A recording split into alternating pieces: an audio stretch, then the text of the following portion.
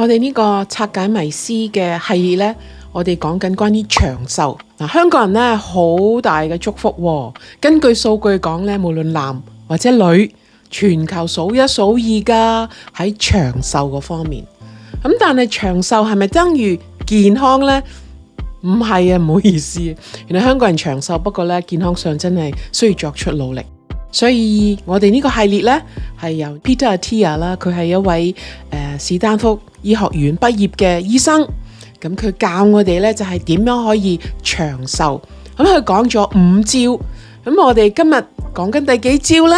我哋係講緊第4招。咁第4招係講咩嘅呢？就係關於原來我哋係可以喺保健品或者仲係藥物嗰方面呢，都可以留意。原來善用佢嘅話呢，我哋亦都可以延長我哋嘅生命啦。但好重要，健康地長壽。我講緊呢個系列呢，就好不幸地收到個消息，一個好朋友，咁佢好慘，落街，跟住呢就係唔小心跣親，跟住呢就係跌低，哇，好慘，跟住就要入醫院，跟住開刀，因為骨碎，跟住而家瞓喺張床度，好傷心。但係原來我講呢一樣嘢係真係會發生嘅，大家，所以係希望大家睇一睇自己呢，就真係嗰啲5招呢，學識佢，等自己呢就可以保護自己，係可以點啊？健康地長壽，我哋都可以行得走得。今次講關於保健品呢，想講少少一個故事俾大家知道。前一段時間呢，咁我哋呢就推出咗一隻新產品。咁呢隻新產品呢，就入邊呢係有呢一個納豆酵素嘅喎。咁如果大家有睇即係網上好多資訊講俾我哋聽，納豆酵素呢對於我哋嘅心臟，等佢唔好有一啲塞住個位呢，係非常之有益嘅喎。不過呢，就要食到2000個 egg， 即係佢嗰個數量啦嚇。變咗有一個好朋友，佢就介紹俾佢個妹，阿妹你應該食啊咁。咁個妹呢聽完之後呢，就話唔食，我唔專保健品。咁跟住做咩呢？佢走去買納豆食咯，咁都係啱嘅，係咪啊？大家咁跟住我計翻條數呢，究竟佢要食幾多先至可以達成呢個效果呢？我哋就只需要食2粒，咁佢呢就要食2盒。大家見過嗰啲納豆盒未？佢要每日食到2盒，咁有啲人好乖嘅食到嘅，所以非常之好。但係對於我嚟講呢，我好怕嗰陣味，我好怕佢嗰個質感，咁所以我寧願呢就食2粒。係咪簡單好多？咁所以保健品同埋食物其實有佢嘅唔同嘅位置嘅喎，所以我哋而家講緊就係保健品啦。咁為咗大家聽到啲數據係可以代入到呢，我就即刻問 AI。我問 AI 呢，其實呢，有啲人呢係中意食藥物㗎，有啲人就需要食保健品喎。咁個數量係大概係幾多啊？咁佢話呢，好顯著嘅人呢，原來係中意食健康食品多過食呢一個藥物嘅喎。咁而佢計翻啲數據啦，佢話咧喺美國咧就大概係6至7成嘅人咧係中意食保健品嘅。咁所以佢哋已經食緊嘅啦，起碼食緊一樣嘢。咁喺加拿大咧，原來個數量都高啲嘅喎。佢話85% 嘅人咧係而家食緊保健品嘅喎，大多數都係女性喎。咁我睇睇香港又點呢？咁原來喺2019年咧，香港做過一個調查，就係香港人咧究竟有冇食保健品咁，都數目都幾高嘅喎，超過一半嘅香港人咧，原來都寧願食保健品多過食藥物，因為佢哋食緊保健品。咁呢個都係講緊一啲嘢俾我哋聽嘅喎。咁最近啦，2022年香港嘅調查咧，就係話細分啲啦。原來25歲至到34歲嘅人呢，有74% 嘅人呢食緊保健品喎。聰明咗好多啦，而家年輕人。而54歲以上嘅人呢，都有58%。咁所以好多人就好似我咁啦，即係有啲好嘅嘢，不過呢就係食得個量要好多呢，好困難。咁所以呢，寧願呢食啲濃縮啲嘅保健品呢，就方便好多啦。咁我繼續問 AI 咧，點解會咁嘅咧？咁佢話咧就係因為好多人咧都覺得食保健品咧天然啊嘛，安全，或者咧就係第二個理由啦，佢哋想預防，唔係話出咗事先處理，咁所以保健品咪可以預防咯。或者第3個原因咧，就係其實佢哋係試過藥物，咁啊發覺到咧就好多副作用，所以佢唔想用。咁第4個理由係咩嘢咧？就係話佢哋覺得保健品咧就可以真係針對嗰個根源，因為藥物好多時都係處理症狀。你諗下幾多人食好多心臟藥啊、糖尿藥啊咩藥，你會發覺到佢哋只係食，但係唔會好返嘅，因為藥物只係處理症狀。想問大家個問題啊，你話全球嘅生意，藥廠嘅生意多啲啊，定保健品呢？咁啊，你喜歡答嘅話呢，你可以下邊咧評論下喎。咁你可能好想知個答案啦，咁我諗你都可以問 AI 噶啦。咁就係話全球嘅即係呢個藥物呢，就係數以萬億計嘅。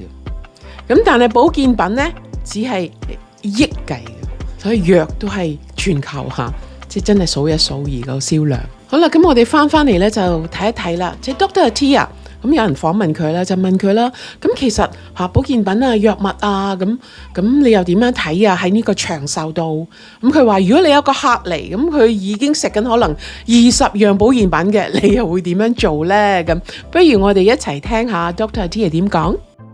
But I think helping people understand just what their relationship with drugs and supplements should be, how they should think about it, how they should not think about it. How do you talk to patients about that who come in to the practice and maybe have a list of 20 supplements that they show up with?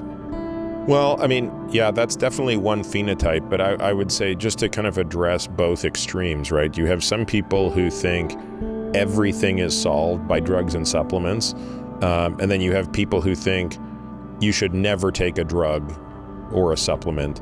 And so I just always kind of try to remind people, like, drugs and supplements are just a tool. It's like, to say I never want to take a drug is kind of like, telling a contractor, hey, please do a good job building my house, but just never use the hammer.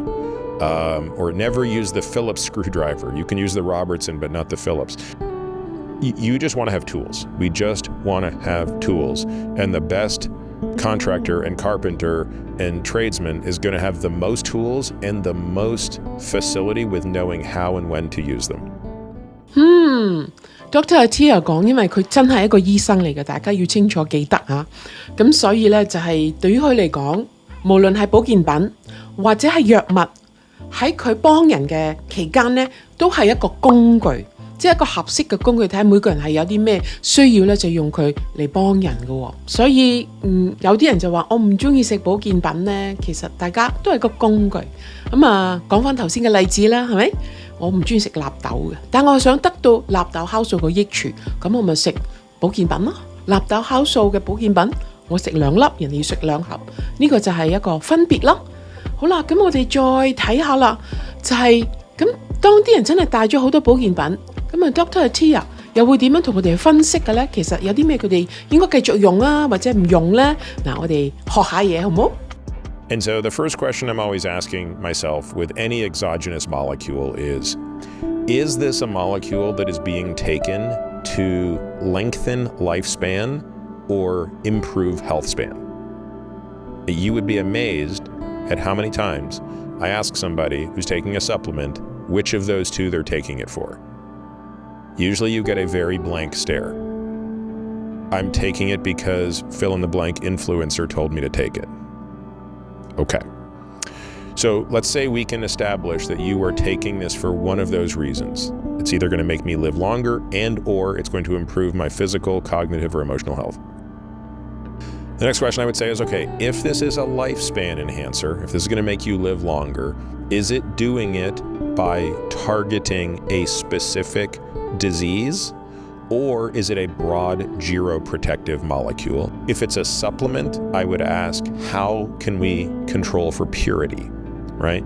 How do we know that what the bottle says is in it is actually what's in it, and that nothing that's not supposed to be in it isn't in it? There are a few more questions, but that's the long and short of it. 哇 ，Dr. Attia 真係好搞笑，係咪啊？佢去問佢哋點解會用嗰個保健品，佢哋知唔知道究竟佢係幫你長壽啊？呢個係純粹去幫你提升你嘅健康咧？原來佢話佢哋係冇反應嘅，唔識答佢喎。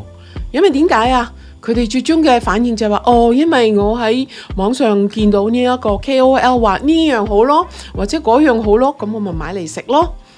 所以大家即係我哋真係要有知識去揀啲合適嘅保健品。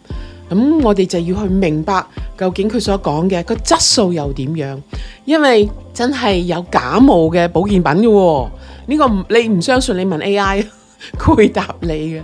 所以我哋需要知道嗰間廠佢嘅質素究竟係咪真係好，我哋先至去購買呢，咁先至係精明嘅。所以希望今一集呢就幫到大家啦。下一集呢，我哋講佢第5個 tips 咯。咁呢個 tips 係咩啊？就係我哋嘅感情嘅健康。